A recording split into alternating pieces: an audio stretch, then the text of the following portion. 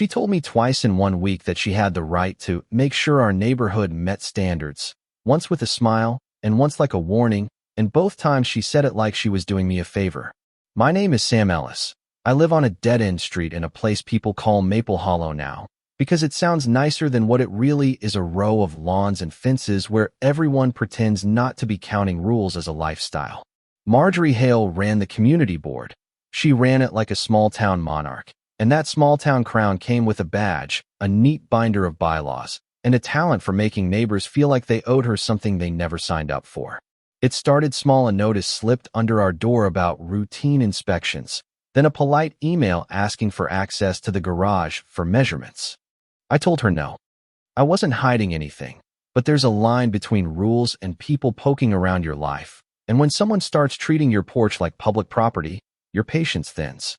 She shrugged it off, called me defensive, and said, "If you have nothing to hide," like that was a courtroom verdict and not a somebody's lazy opinion. You learn quickly which people in a neighborhood are lonely and which are dangerous. Lonely folks want to be in your business. Dangerous ones want to be in charge of it. Marjorie wanted control. She loved the sound of being obeyed, the micro power of telling someone where to put a mailbox, the way a complaint could ripple through a cul-de-sac and make someone's morning harder. There were whispers about her past: a divorce, a failed small business, a lawsuit she eventually won, none of which I cared about until the point where it started to touch my life. Then those whispers turned into evidence. Moved mail, a rake left leaning against my fence that I hadn't left there, a neighbor who swore they'd seen Marjorie's car at odd hours. You build a life of small routines that feel protective. You lock the door, you know where the spare keys are, you wave at the same 3 folks and assume they'll wave back. When those routines get disturbed, the disturbance breeds a kind of quiet rage, not the violent kind. Mostly, more like an ache that says you won't be stepped on. I called an old friend, Lita, who lives 2 houses down and runs a bakery out of her garage. She said she'd watch out, set her camera by the porch, keep an eye on the street. We did the sensible things: extra lights, new locks, and a logbook for oddities. But then Marjorie started showing up with official-looking paperwork that smelled like intimidation. She'd stand on my lawn and summon me with that tone people use when they want to deliver a public embarrassment. I guess that's when the noise in your chest changes from worry to strategy. I didn't want to be theatrical, honestly. I'm not a revenge guy, but I also wasn't going to let someone treat my home like a public stage for her ego. So I planned something mild, precise, and embarrassing enough to stop the behavior without requiring a headline. It was theater, sure, but not cruel. A tripwire of embarrassment that would only humiliate and not harm. Lita helped me set the stage. A harmless bucket of blue chalk paint, a tarp, bright sunlight, and a motion detect camera. We rigged it like you rig a prank at a backyard birthday, inoffensive, visible, and utterly humiliating in a public way. On the morning it happened, everything felt slow and perfect, the sort of slow that makes you sharp at the edges. Marjorie appeared in her usual court flatness, clipboard in hand, a pair of sunglasses that hid the way she looked at people when she judged them. She had a little parasol for the sun like she owned the weather, and when she stepped onto my porch she gave that tilt of the head that said, "I've done this before." I could hear Lita whisper through the window, "Hold your breath, hold it," and then the bucket tipped, the blue poured, and for one ridiculous, glorious second Marjorie froze with color streaming down her shoes. She spat out a line, "You will pay for this," like a script she'd been rehearsing in board meetings. The neighborhood paused, phones came out, someone laughed, someone muttered. I remember thinking how cleanly the moment exposed her. The spotless papers couldn't shield her from looking ridiculous midstorm of blue. She stormed off like she owned the outrage she couldn't contain, and in the days that followed, the internet did the rest. 5 seconds of her sputtering in blue went farther than any formal complaint could. I don't pretend I was proud of the spectacle, but I was relieved. The power dynamic had shifted, if only for a moment. Then she sued me. Of course she did. People with badges and binders tend to have lawyer friends who think they can turn a moral defeat into legal leverage. The notice arrived with a calmness that tried desperately to be neutral. Trespass, property damage, harassment. We stared at the envelope like it was a surprise party we hadn't asked to attend. My first instinct was fear, the kind that shuffles your insides and makes numbers look like cliffs, but fear turned into a stubborn focus. I wasn't going to let a lawsuit be a long con of humiliation where I paid to be punished for defending my home.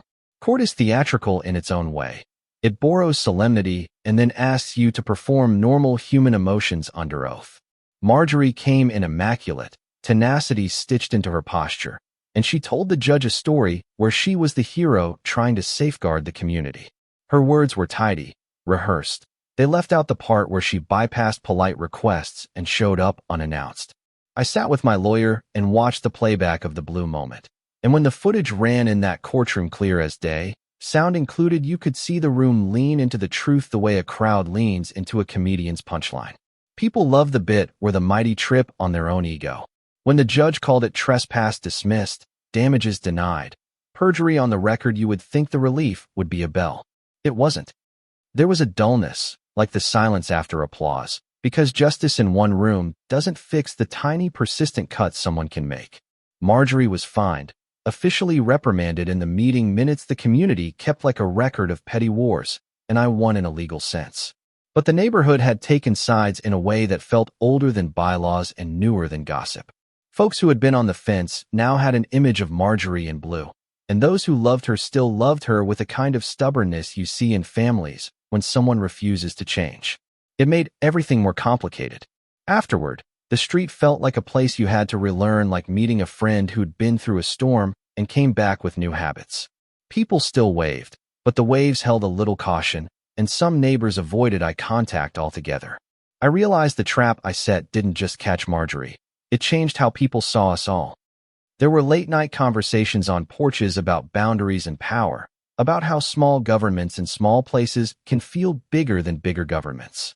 Lita baked too many pies and left them on doorsteps because everyone needed a sweet apology that wasn't an apology. We talked about what would have happened if I had handled it differently. Had I gone straight to the board, filed formal complaints, tried to be procedural? Would it have mattered? Maybe. Maybe not. You can't reconstruct courage in the lab and then call it wisdom. A few months later, Marjorie moved away. She left her binder behind like a relic.